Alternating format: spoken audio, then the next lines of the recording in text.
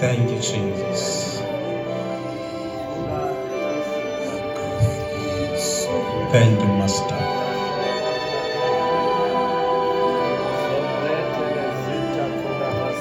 Oshamahande edos. Ulamahaya edos sadabo shekede. Zimbro shanda edos.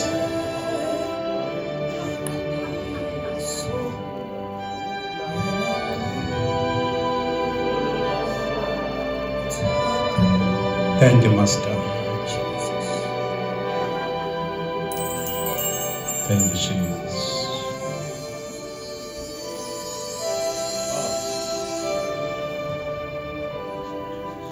Thank you, Jesus.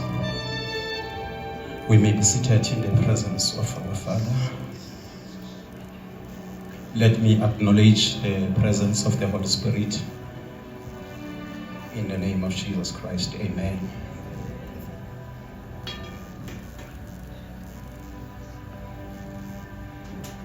I greet the body of Christ in the wonderful name of Jesus Christ. Can we clap our hands for the body of Christ?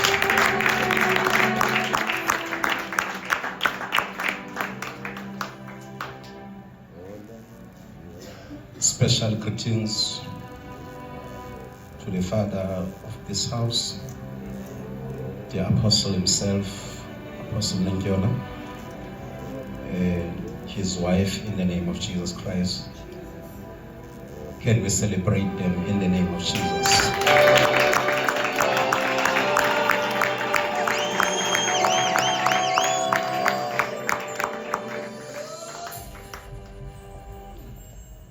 Amen. Greetings to our host, the apostle, and his wife as well, Apostle Smanga.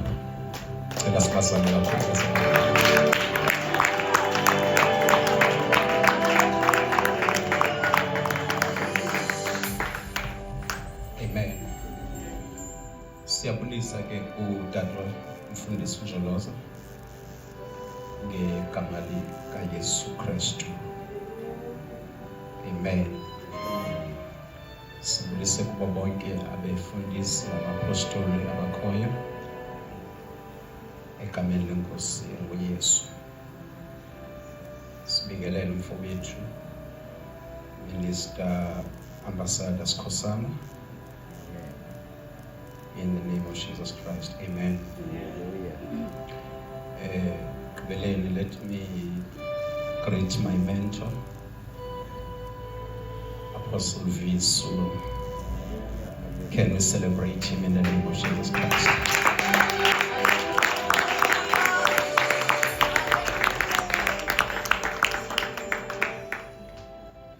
Andizukwazi udakadaka namhlanje.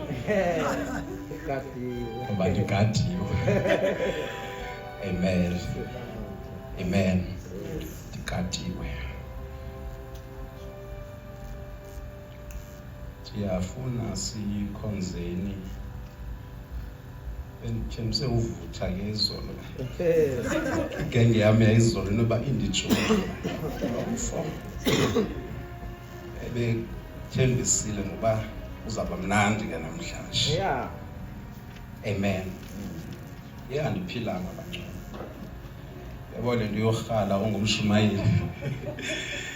Sizitshintshe ke asida bemini indihlele kakubi. Mhlambi la uthetha nje 15 minutes ngihlale phansi bandibenkosi. Kuba ke ndisuka kuthi kakhulu bandinothi hayi andiphilanga ndoda kaThixo. Qhuba ngokwakho. Amen. Hayi asidi ngihlele kakubi kakhulu. Sithandaza nyani siyatshathile mina. Amen. Ya izolo ke besincokola ke into ethi uYesu waba kuko ukubonakala koThixo ongabanikayo. Jesus of Nazareth waba yikuko ukubonakala koThixo ongabonakaliyo, ukuze ukungabonakali kwakhe kungabi namsebenzi. But ngokubonakala kukaYesu sibe naso isiqinisekiso sokuba uThixo khona. uYesu waba kuko kubonakala koThixo ongabonakaliyo. Because the Bible itsho masithi God is the Spirit. uThixo akayondoda enkulu ehlele esitulweni yabona kawumeja senje uziqikelela uzicingela usuqonda noba uThixo indoda enkulu eyoyikekayo ehlele esitulweni. Let the Bible God is the Spirit. So uYesu ke ngoku waba kuko ukubonakala koThixo ongabonakaliyo, ukuze singabi nako ukuzilandulela sithi Thixo awuzange wabonakala. Uthi omnye wabafundi bakhe, Nkosi sibonise ubawo. Abuze yena ndinaxesha lingakanani nandinani kanti ubawo anikamboni, ngoba ondibonileyo mna umbonile ubawo. Because uYesu waba kuko ukubonakala koThixo ongabonwayo. So asinaso isizathu esivakalayo esinosimisa sithi Thixo awukho, ngoba ngokuvela kukaYesu safumana iproof, safumana ubungqina, safumana iassurance yokuba uThixo khona. So ubomi bukaYesu babuzo achieve igoal yokuba ngaba aveze uThixo ongabonakaliyo, atsho abonakale singambonanga ngeliso lenyama.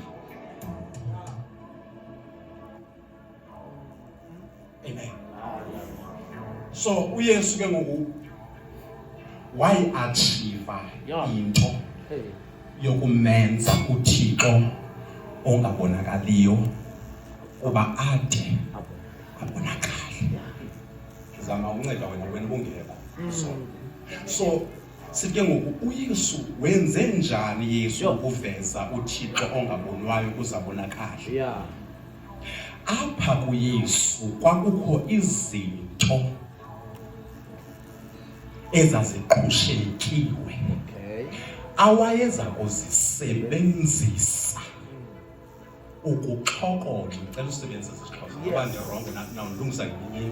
Ukuxhokonxa izinto zikaThixo ezingabonakaliyo zibonakale ngazo.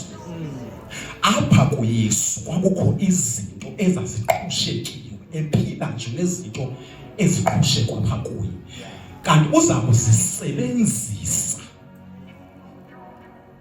ukwenza uThixo aphendule ngeendawo zakhe ebezikade zinqatyisiwe zingaziwa ngumhlaba.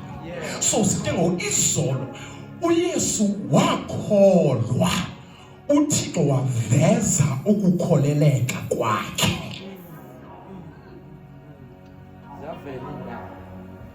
uYesu wadependa, noThixo waveza ukuba dependable kwakhe. uYesu watrusta, noThixo waveza ukuba trustworthy kwakhe. Kanti ngexesha uYesu amane ekhupha ezi zinto, utsala iindawo zikaThixo ebezikade zifihliwe zingenakubonakala. So apha kuye esenza izinto nje udonsa ukungabonakali kukaThixo ukuze kuvele ebuhleni, ukuze kungabikho bani unako ukuzilandulela, ngoba iindawo ebezikade zinqatyisiwe noThixo zisuke zabonakala ngaye uYesu.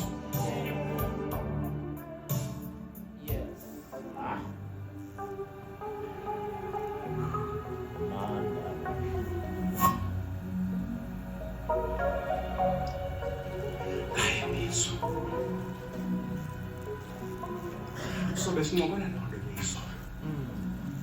Wathi lo mfo wabheka ekufeni. Evezelweni. Eveza indawo zikaThixo ebezinqatyisiwe. So sithi izolo apha ekufeni kwakhe, before afe uthetha ukuthi kube kathathu, athi ndizawufa kodwa ndibuye ndivuke ngomhla wesithathu. kanti ufuna unika uThixo ithuba lokuba aziveze enguThixo obamba ixesha. Uthi ndizawufa, kanti ngela xesha unika uThixo i-opportunity yoba Thixo ziveze ke ngoku unguye uThixo obamba ixesha. Wafanyaniso, wamvusa nyani uThixo, because kufuneka siyibambile uba ukhona ufayo, ukhona ovusayo. Akazange azivukele uYesu, wavuswa. Lithi iBhayibhile umuntu uvuma ngomlomo ukuba uYesu uyinkosi, akholwe ngenhliziyo ukuba uThixo wamvusa kwelabafileyo. Lithi wosindiswa. So uYesu ozivukelayo akasindisi.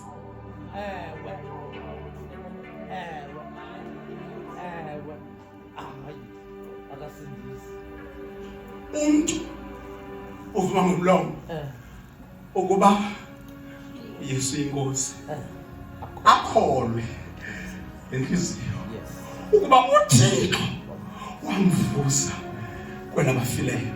Ake ngoPawulos wosindiswa. So ndike uYesu ozivukeleyo akanawo amandla asingisele ekusindisweni komphefumulo wethu. So kuzawumeba afe kuvele uThixo enguye ovusayo uYesu ekufeni. So ke ngoni izolo besikhaveke ezo zinto nezokuvezwa kwamandla avusa uYesu ekufeni. Ngasho malilo namhlanje kansazama sondeza wena. So sakhamba into leta aningoyilwa la muntu soloko uthanda uThixo uthethe into entsha. Le bethe lizola ukayenzile ufuna into entsha. Thethe into entsha. Iba ngathi uyaqala, iba ngathi uyaqala. Diphina ntshele le bendithe lizo. Because umuntu akeva, ngabone enqwadi sesha so. So ndike uYesu xa evuswa, uvuswa ngoHebrews chapter 5 verse 7. Elithi iBhayibhile owathi ngemihla yokuphila kwakhe wanyusa izibongozo nencwina kulowo unako ukumvusa ekufeni. Underline, waviwa ke ngenxa yokumhlonela kwakhe uThixo. So sike uYesu xa evuka kwajongwa isimilo sakhe, kwakhangelwa ezulwini amandla aza kulingana nesasimilo sakhe. Waviwa ke ngenxa yokumhlonela kwakhe uThixo. So naxa evuswa uzawumele uba avuse ngokwesizathu sokuviwa kwakhe. Akavuwanga ngenxa yencwina, akavuwanga ngenxa yezibongozo, waviwa ngenxa yokumhlonela kwakhe uThixo. So kwanyanzeleka xa ezawuvuswa kuyothathwa ii-measurements zala reverent submission awayibonisayo kuThixo. Kuhanjwe kubhekwe ezulwini kuyokhangelwa amandla azawulingana nala reverent submission awayivezayo kuThixo. Kwafumaniseka akekho amandla alingana nala reverent submission awayivezayo uYesu. Kwanyanzeleka uThixo makacompile amandla amatsha, ngoba even amandla okudala akakho enough to raise Jesus from the dead because of his reverent submission.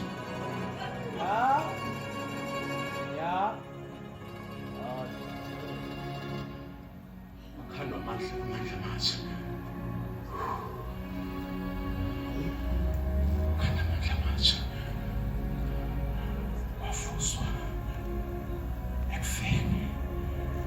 Wavuswa kwelabafileyo, wavuswa ekufeni, wavuswa kwi-headquarters of the devil. because usathana wayekuthembile ukufa. Wayazi ba ofike uLazarus angavuswa ekufeni wavuswa kwelabafileyo. uYesu wayengumuntu wokuqala ukudlula kwelabafileyo abheke ekufeni. Because kwakunyanzela bangaba ayokoyisa even the headquarters of the devil, the stronghold which is death. So xa evuswa kanti ukufa kulahlekelwa yigrip yakho, kulahlekelwa lilamfila lakhe.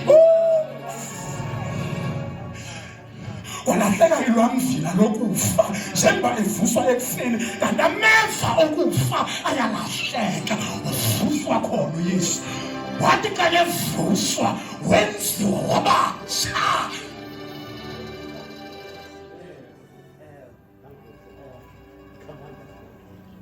Wenziwa wabatsha.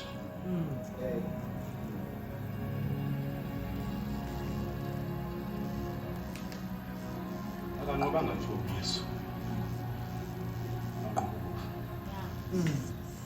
lasheka ithuna elinachoice. Akanqobanga ithuna uYesu, yeke la wona ithuna waqoba ukufa se unqotyiwe uYesu uyaphila.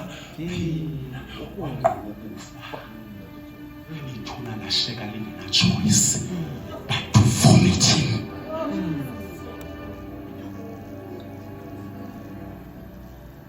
Wathi xa ephuma waphuma enziwe wabamutsha.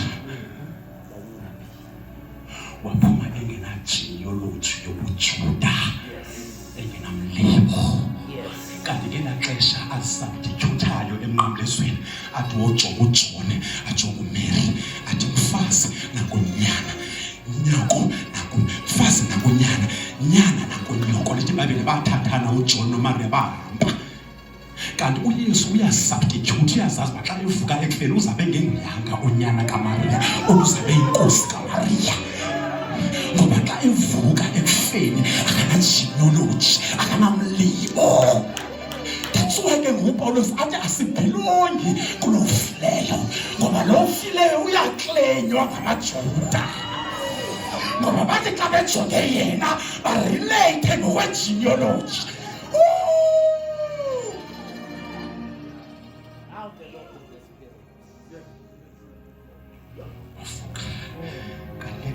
Uvuka atshisa umlilo bakuye.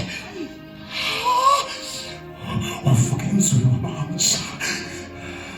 Xa ejongwa nanko iinwele zakhe zimhlophe njengosomoya bezimvu. Akekho unyana kaMaria, kodwa nanko ubuso bakhe uyakhanya njengokukhanya kwelanga. Akekho nje unyana kaMaria, kodwa ubhinqile esinqeni umbhinqo wegolide.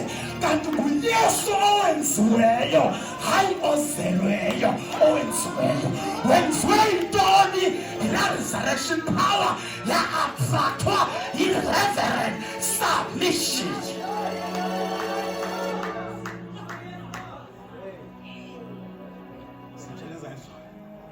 Simvale ke uyesterday.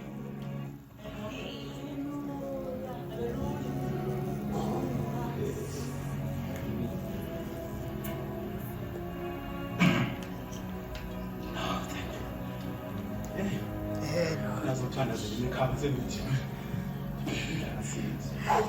So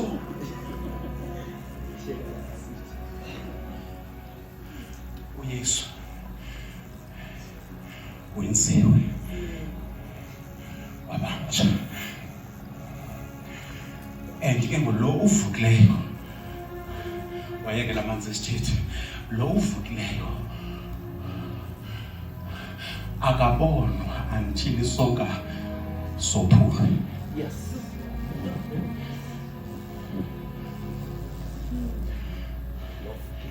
Iproof yoba bahamba naye babheke iMausi. Bathetha ngoYesu, uYesu. Until bafike iMausi. Uphula isonka. Lithi babelavuleka amehlo.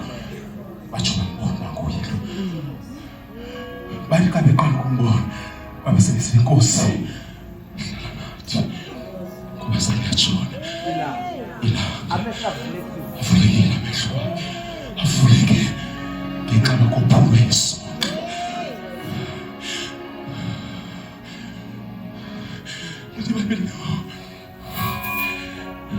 Xa ephuma kulomzana babekuye eMaus, akadinga mnyango, wavele waphuma edongeni.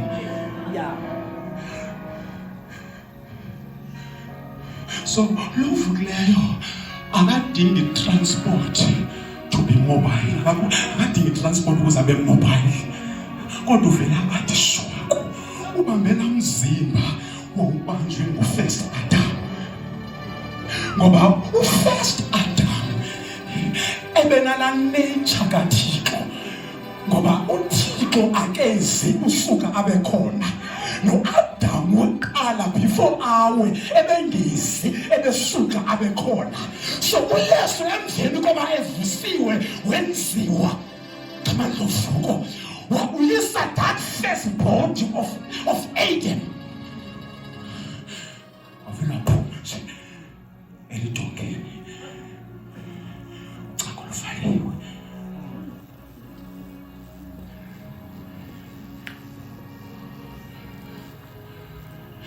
Ngifuna sithandaze ngento ethi namhlanje. Siyambulela uYesu owamnika ithuba uThixo lokuba asiveze ngaye. Ngoba uThixo wayedinga umuntu onomnika ithuba lokuba asiveze ngaye. Kanti Yesu waba nguye lo muntu owayekhangelwa nguThixo efuna ukusiveza ngaye. Ezulwini indumiso ayipheleli sikhosana, ngoba babulela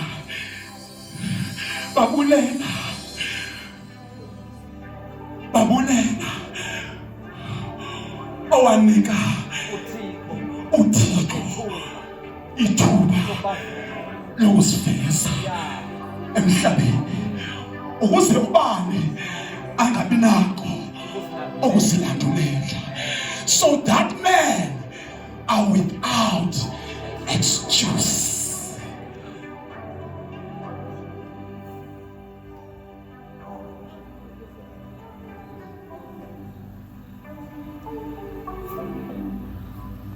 Asigcinwanga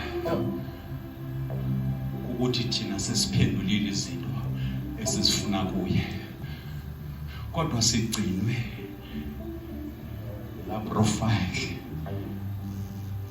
because la life of Jesus yayiyiprofile. Ngoba umakhi xa eza kwakha funeka uqale ufumane iprofile yakhe, uba uke wokaphi, wokanjani.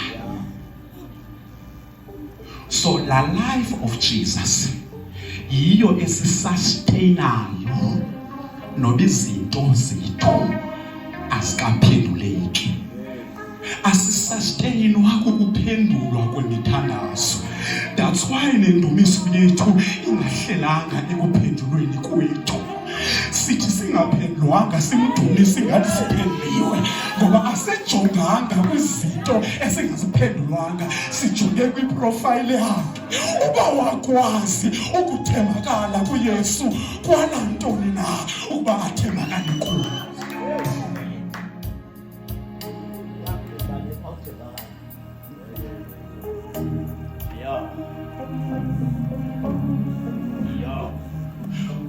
So njengoba ephila uYesu, ephila ubomi, uphila ubomi ekuzawumele uba nathi sibuphilile.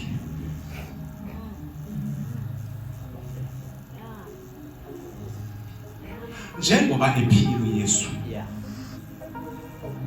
ephile lokuveza uThixo ungenakubonakala, kanti ubomi bakhe njengoba ehamba nje, uMoya Ngcwele uzawuthunywa ukuba ahambe echolachola obabomi babuphilwe uYesu.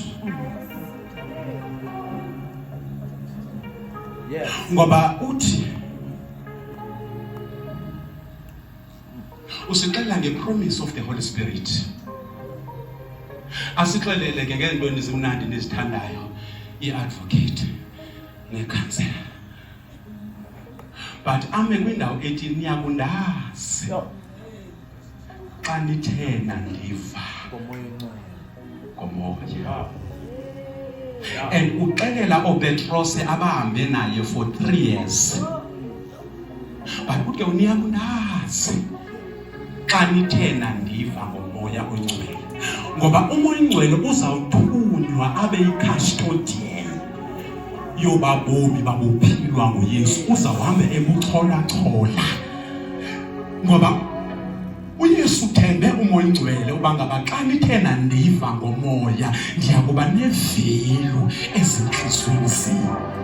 Ngoba akumelanga sazi the historic part of the life of Jesus. Akumelanga sazi historic part yobomi bakhe. Ngoba if sifuna ukwazi historic part yobomi bakhe, uzomele sibheke kuPetros asixelele uba uYesu wazalelwa phi, ezalwa nobani. But ke ngoku akafuni sazi yona, ufuna sazi about the content of his character. Ngoba umoya ongcwele uzochola la content of his character. Yiyo lena ke kuthiwa niyakundazi xa nithena ndiva ngomoya ongcwele. Ngomoya ongcwele nguye ozaba yicustodian yobabomi babuphilwa nguYesu, usesandleni sikamoya ongcwele.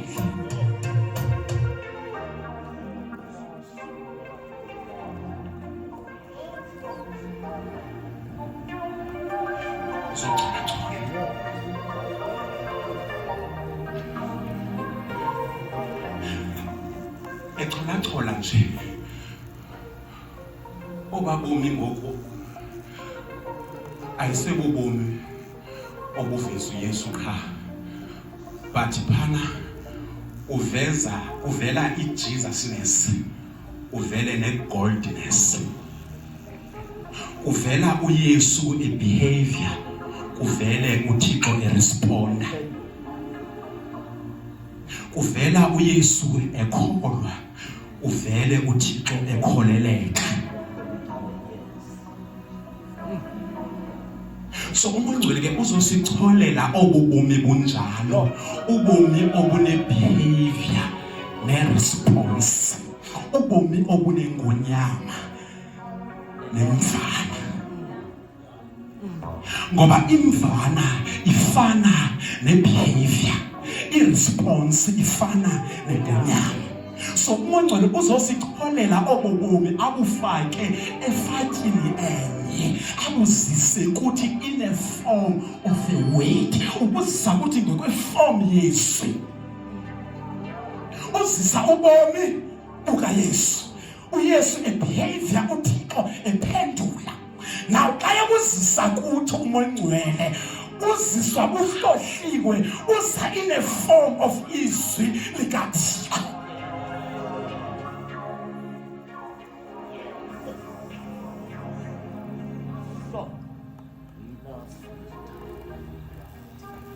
Andifuna ubaleka kodwa ndiyaliva ndishekile. Umoya ongcwele uzothini? Andizelanga uba ndinithethise njengeendlwini, because ukuthetha kwam kweli ngezilwimi uyisayini yoba ngaba ndilontshiwe. Ilontshe lo. Ukuthetha kweni ngeelwimi kusisiqinisekiso soba ulontshiwe ungcwele. Mina nguyifumene i-baptism of the Holy Spirit. Yes. But ke ngoba umoya ongcwele akazelanga loo nto, uzele nokuzokusifundisa ngaye uYesu. Eyona nto ayizeleyo, the primary duties of the Holy Spirit, ukusifundisa ngaye uYesu. Bathi yazi abazalwane benza njani? Bamkhangelisa nezitiko zemoto. Mongcwele kancede, disitheni isitiko sami semoto. Akazelanga lonke Mongcwele. Uzele uzokusifundisa ngaye uYesu. Ngoba niyakundazi xa nithe nandiva ngomoya oyingcwele. Cela ufunde uJohn chapter 17 verse 3.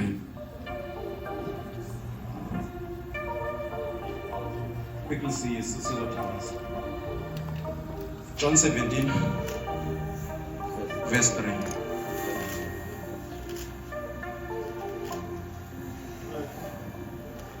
And this is eternal life, that they may know you, the only true God, and Jesus Christ whom you have sent.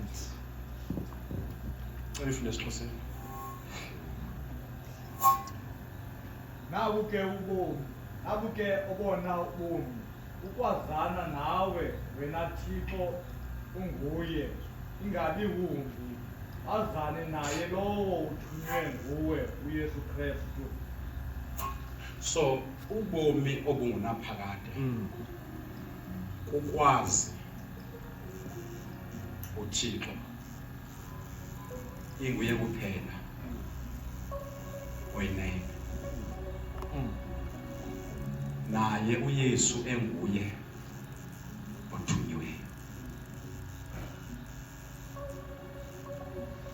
Ubomi obungunaphakade ukwazi uThixo inguye kuphela oyinene naye uYesu enguye othunyiweyo.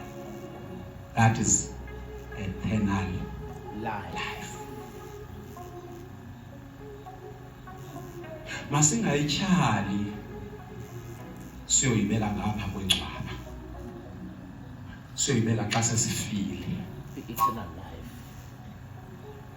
Masingayenzi isithembiso Eternal life. into epresent. Masingayenzi future Eternal life. into epresent. Bubo ubomi obunaphakade ukuba nimazi uThixo inguye kuphela wenyaniso naye uYesu amthumileyo. That is eternal life. Akuthethwa ngo-life after death, uthethwa ngo-life umphila ngoku. So xa ufumene the revelation of the Father as a true God, the revelation of the Father as a true God, and the revelation of the Son enguye othunyiweyo, loo nto leyo ikhupha uzalo lobomi obungunaphakade. So ubomi obungunaphakade asibukhombi kude. The moment sifumana isifundo esisiqinisekisa ngokuba uThixo nguye kuphela oyinene noYesu nguye kuphela othunyiweyo, esa sifundo sine ability yokusizalela kubomi obungunaphakade. Akuthethwa ngobomi esizabuphila emveni kwerapture. Akuthethwa ngobomi esizabuphila xa sesifile, kodwa kuthethwa ngobomi esizabuphila xa sifumene isifundo esichanekileyo esitshila ubawo inguye kuphela onyaniso nonyana ingothunyiweyo. That is eternal life. So to know the functioning of the Father, kukungeniswa kubomi obunaphakade. To know the functioning of the Son, kukuintroducwa kwi-eternal life. Funeka uyazi i-functioning of the Father kufuneka uyazi i-functioning of the Son. Makavele uThixo inguye kuphela oyinyaniso nothumayo, noYesu makavele inguye yedwa othunyiweyo, kanti loo nto ibubo ubomi obungenaphakade.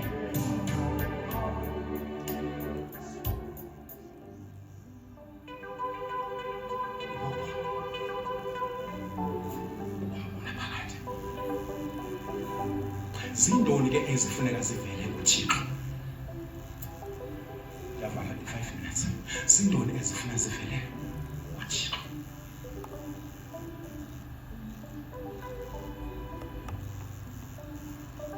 Enzani? Awunozixola ungenalo uyaziyo na. Kumele umshumayeli yedwa. Nayixola isibili sonke. Ngakho mnandi zindoni efuneka sizazile ngabani? uThixo. Funeka saze the functioning of the Father. Simazi uThixo esithixwele, ngoba ukwazi ezanzulu zikaThixo ezithixwele, la knowledge iluzalo olusizalela kubomi obungaphakade. Ukumazi uThixo esithixwele, ukumazi uThixo enguThixo oplanayo, oplana iplan yakhe, ngoba uThixo akangoThixo ngokudala, unguThixo before adale. Ukumazi uThixo esithixwele, uThixo akangoThixo kuba sisithi Thixo kuye, but ube nguThixo sengekatsho uba nguThixo ezithixwele. AkangoThixo kuba ehlele emazulwini, but unguThixo before the creation of earth and heaven. He is God. That is eternal life.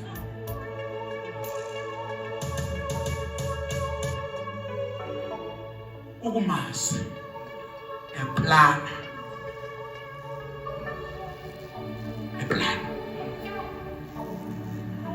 esebenzisa ukuphakama kwakhe, esebenzisa ukufuneka kwakhe, esebenzisa ukujula kwakhe.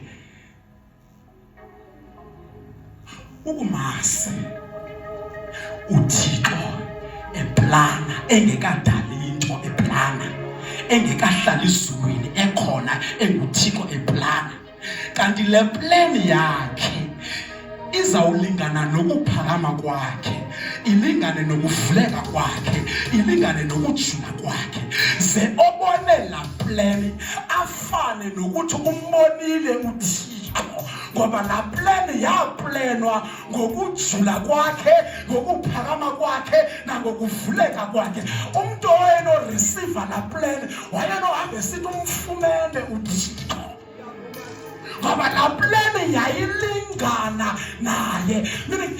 Ukujula kwengqondo yakhe wakuveza kula plan, ukuphakama kwengqondo yakhe wakuveza kula plan. Onofumana la plan wayenothi umfumene uThixo. There was a mystery which was in God before the foundation of the universe. That mystery, reveal the functioning of the Father. Ubuthixo bakhe abuvezwa ukudala kwakhe amazulu nomhlaba, but the plan that was hidden in him before the foundation of the universe.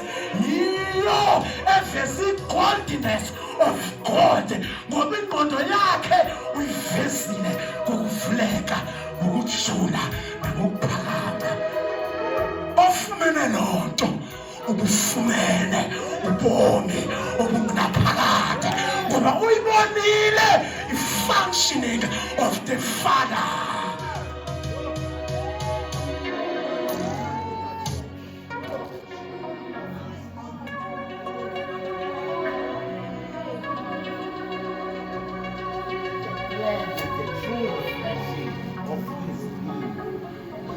plan is a true reflection of his being.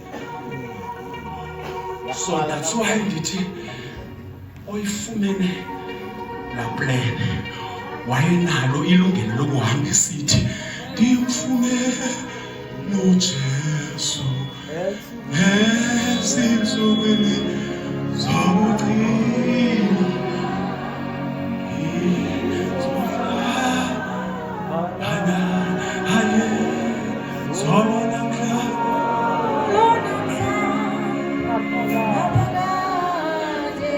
ufumene la plan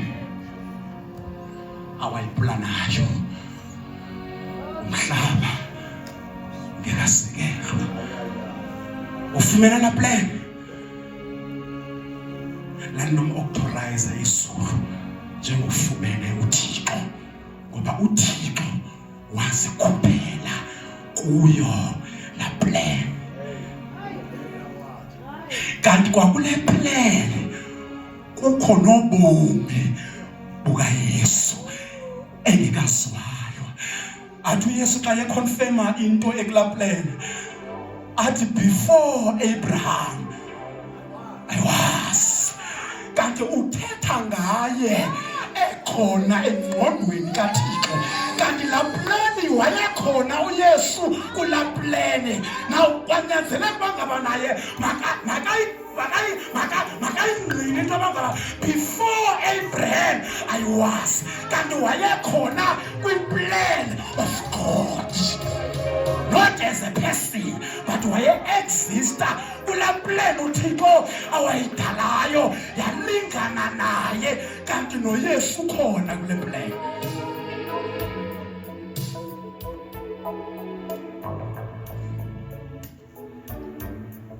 Wathi xa esiwa umntu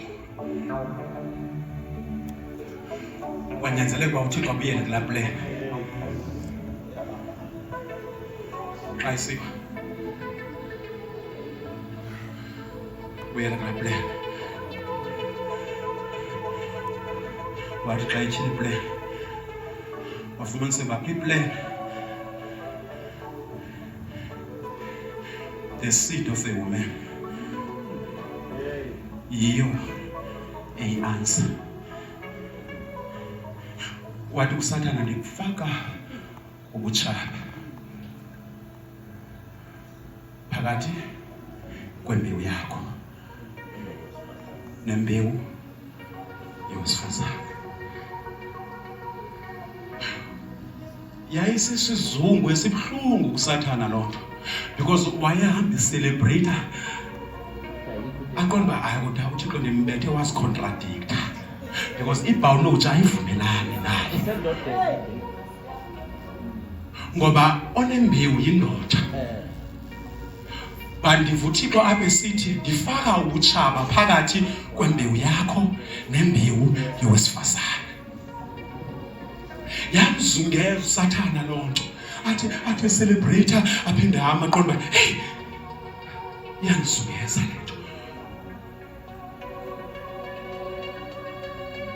Umbuzo abantu abathanda ukuphendula ngoba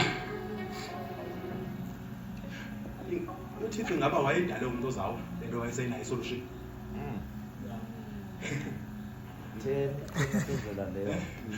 Kuba uraya bani uThixo? Wayedale umuntu ozawa lento senesolution lo. No, uYesu ngokwala plan wayengenzelwanga ukuredeema, wayenzele ukuelevator.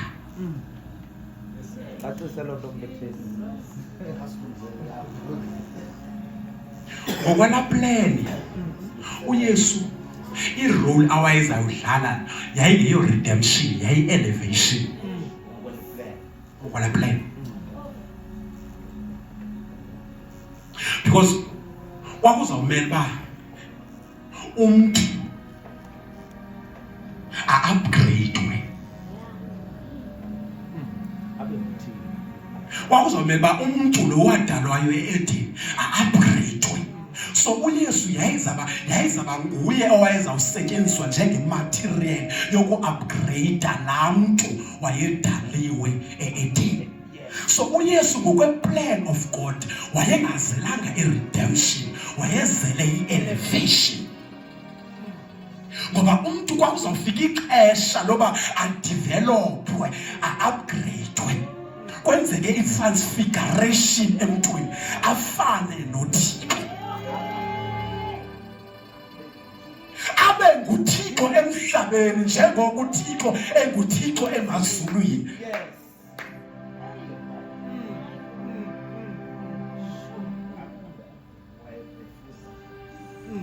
Njengokuba ngaba wabekela uba ngaba zonke izinto ezisemhlabeni zibuse kuye, abe ne-dominion phezu kwento yonke esemhlabeni.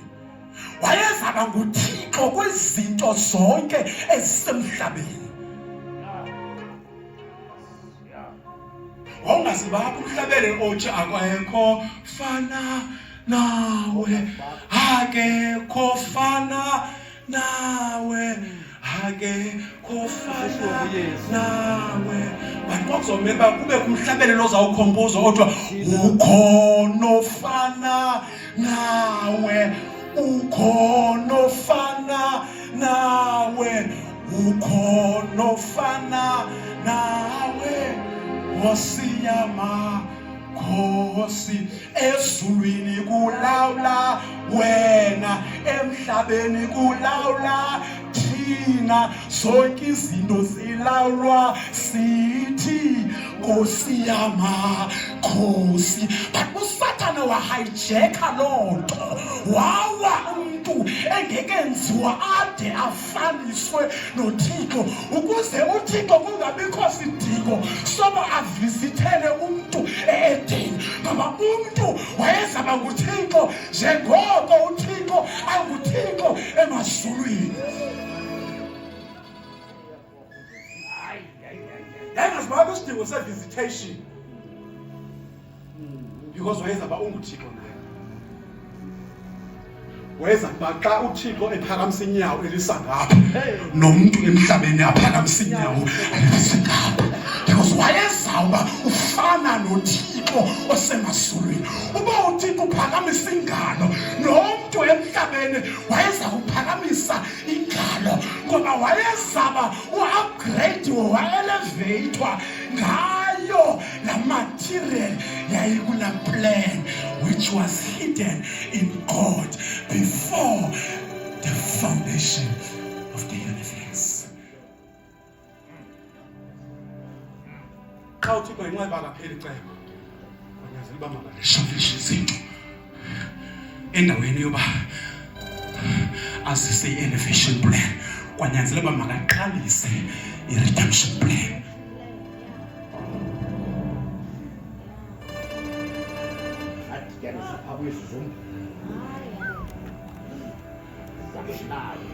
So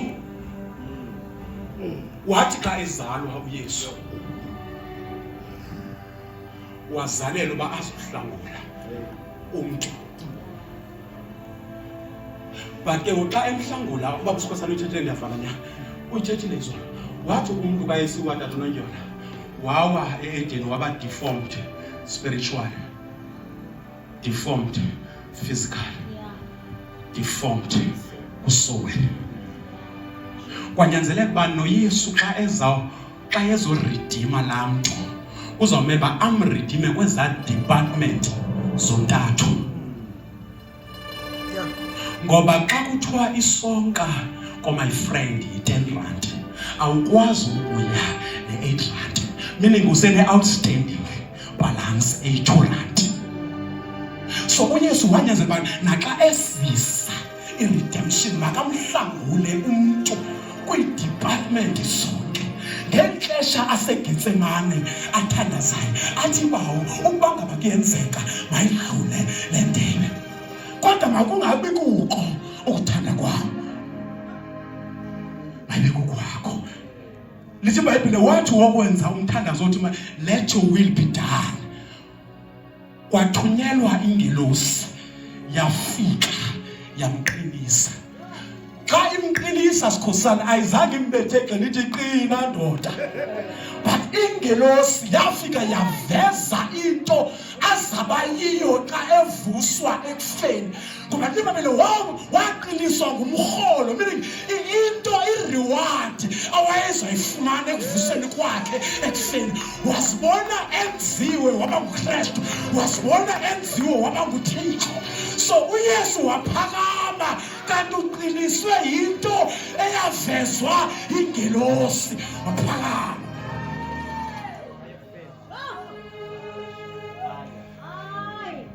Kanti ngeli xesha athandazayo athi umoya wami ubuhlungu uze ngathi ufikelele ekufeni, kanti ukubethelelwa umoya wakhe eGetsemane.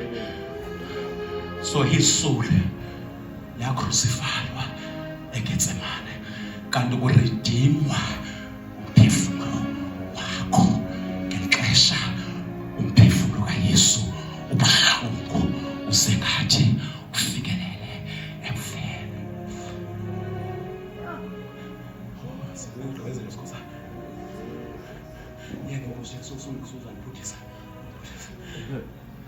uYesu emveni koba umbelezo ilangelo siyambonisa lanto, njengoba wayeye eGetsemane efake the face of a lamb, wathi xa umelezwa ilangelosi kanti ubuso bakhe utshintshile, sekuvele the face of a lion. And iproblem esinayo ngoba awukwazi ukuya emnqamlezweni ufake ubuso benkonyama, but emnqamlezweni kufuneka uye njengemfana. Eyathi iBhayibhile waye njengemvu phambi kwabagodi bakhe. Naxaya emnqamlezweni kufuneka eye efake the face of a lion. Kodwa ingelosi eyafika yamqinisa uYesu, yamenza uJesu wakwazi ukuba ngaba umoya wakhe ube determined, wamenza umoya wakhe ube calm, wakwazi ukuzibona uba ngaba ndivele ngobuso bengamelanga ndivele ngabo ngoku. Ngoba iBhayibhile wathi xa ephakama bawabonke phantsi, kanti bawuzwa into yoba ngaba akavelanga ngobuso abanokwazi ukumbamba evele ngaye, ngoba akakwazi ukufa evele with the face of a lion. Ukuze afe funeka avele with the face of the lamb.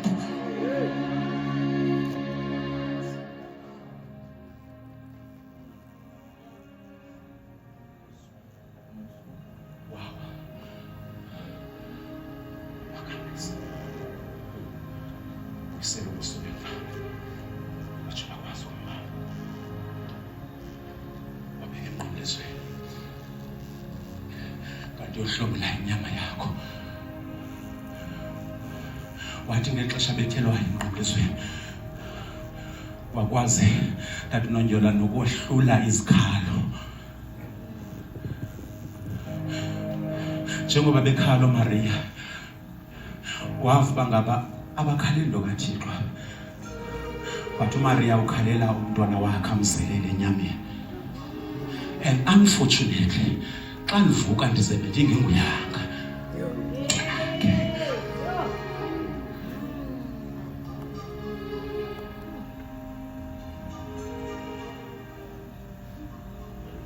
Sine-problem yebandla elingakwazi ukuhlula izikhalo. You, come on now. Hey. Sikwazi ukuhlula izikhalo.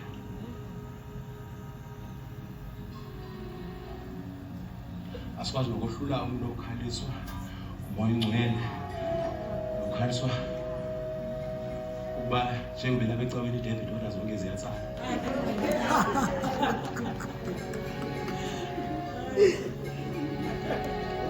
Kanti ekhala nje ukhala uba iyaphela imali ikayokuthenga ukutya kwabantwana.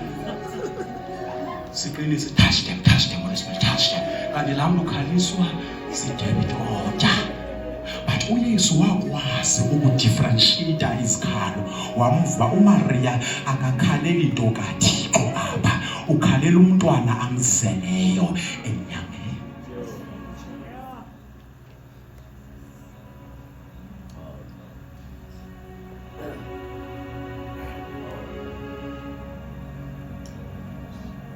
This is eternal life.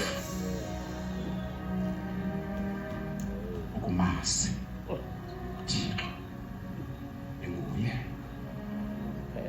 kuphela wenyaniso.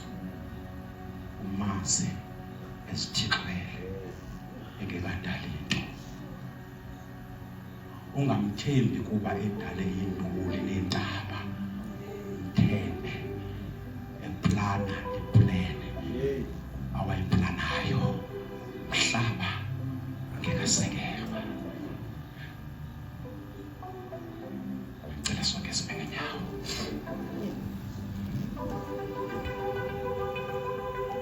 Umthembe esithixwele.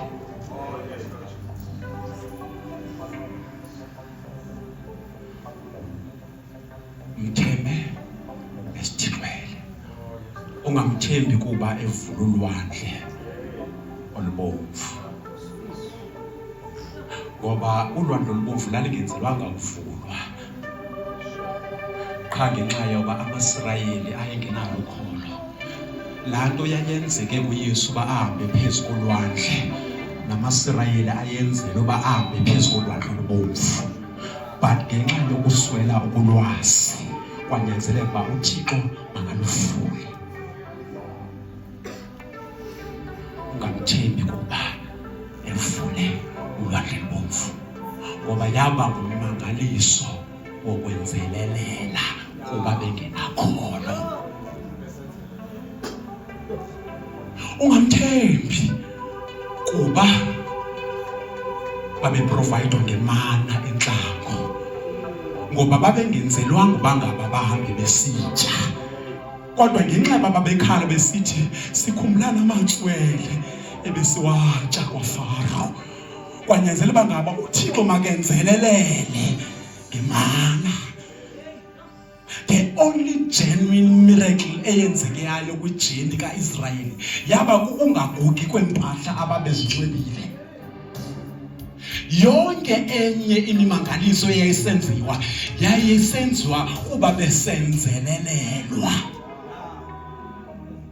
Ilizwe elithi phumani liye kwilizwe lesithembiso lalizaba sustainer through their journey bade bayongena phi eKanana. But because they were murmuring and complaining to God, kwanyanzelwa ngaba uThixo abanikeze a compromise miracle.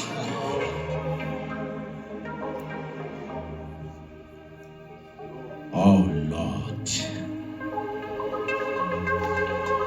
moyo ingcwele, moyo ingcwele, moyo ingcwele.